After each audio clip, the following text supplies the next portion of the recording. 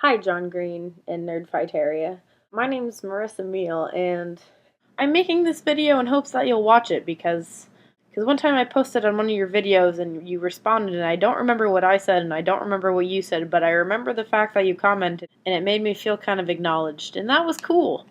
And I've been a nerd fighter since 2007, the 8th grade. It started with the videos.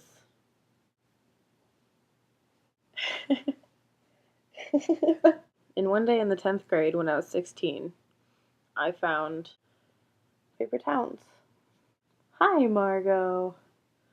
I wanted to be Margot Roth Spiegelman from the moment she climbed up to Quentin's window. Spoiler alert moment, avert your ears. That random midnight adventure, how Margot needed her presence to be known before she left. And how it was from Quentin's point of view, how everybody around her saw her as fantastic and beautiful and wonderful and perfect, and how she felt like she needed to get out. And not 2 hours ago, I downloaded The Fault in Our Stars, and I'm on chapter 6. I find it very easy to relate to Hazel Grace. And I'm just throwing this out there, if The Fault in Our Stars was ever to be made into a movie, I would totally, even though I'm in the middle of trying to grow my hair back out after donating it, I would lob it off in an effort to try out for the part of Hazel Grace. My eyes are even green. From the eyes of a 16-year-old girl, she's obsessed with America's Next Top Model, which is so incredibly cliche. Every girl at that age wants to be that perfect, beautiful girl, and she's so obsessed with her cheeks because the medicine makes them a puffy. And she talks about how she has the short hair, and she's kind of freaking out when she notices Augusta's staring at her. She's all like, "Yo, dude, what can I help you?" And the way Hazel is structured is because she's sick, she's worried about everybody else around her. She's worried about what's going to happen to them when she goes. And that's why she refers to herself as a grenade.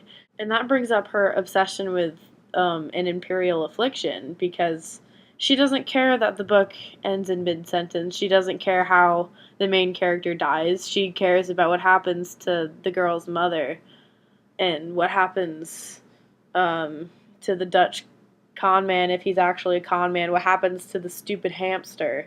She worries about the people around her, which is why she's afraid of her feelings for Augustus, because she says that inevitably she's going to hurt him, because eventually we're all just going to be nothing, and in the end it doesn't matter.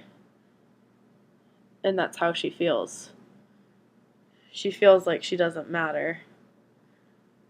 And I think Paper Towns displayed that through very well through a lively teenage girl. The Fault in Our Stars is so far displaying that need for self-worth, and I'm very much enjoying it. Next book on my list is Looking for Alaska, which I know I should have read years ago, but I just haven't gotten around to it. But I got it today too, when I bought The Fault in Our Stars. The books make me think, and that's really the whole point of reading. Thank you, DFTBA. Well, it started with your... Here's what's not beautiful about it. From here you can't see the rust or the cracked paint or whatever, but you can tell what the place really is. You see how fake it all is. It's not even hard enough to be made out of plastic. It's a paper town. I mean, look at it, Q.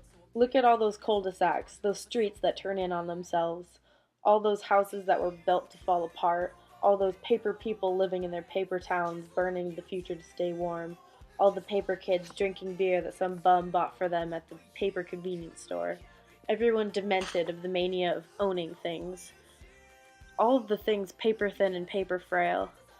I've lived here for 18 years, and I have never once in my life come across anyone who cares about anything that matters. I'll try not to take that personally, I said. We were both staring into the inky distance, the cul-de-sacs and quarter-acre lots, for her shoulder was against my arm, and the backs of our hands were touching. And although I was not looking at Margot, pressing myself against the glass felt almost like pressing myself against